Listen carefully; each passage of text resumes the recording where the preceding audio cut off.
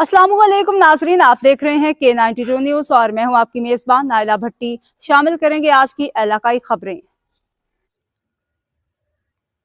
खबर शामिल करते हैं। ब्यूरो चीफ पंजाब मलिक मकसूद चिन्योटी की इस रिपोर्ट में चिन्योट मंशियात फरोश के खिलाफ अदालती फैसला।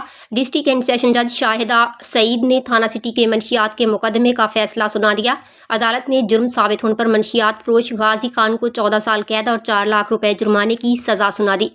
थाना सिटी पुलिस ने मंशियात फरोश गाजी खान को फैसलाबाद रोड से गिरफ्तार किया था। मंशियात फरोश के कब्जे से 5200 ग्राम चर्स बरामद हुई।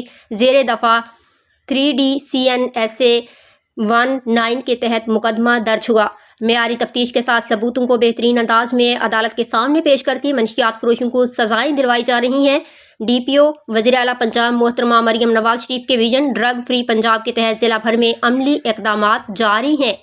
चिन्योट इंसदाद मंशियात के लिए जिला भर में पुलिस आगाही मुहिम समेत बड़े पैमाने पर क्रैकडाउन जारी। अपने जवानों के मुस्तकबिल को महफूज बनाने के लिए अमली इक़दामात करते हुए मंशियात का खात्मा किया जाएगा। DPO अब्दुल्ला अहमद।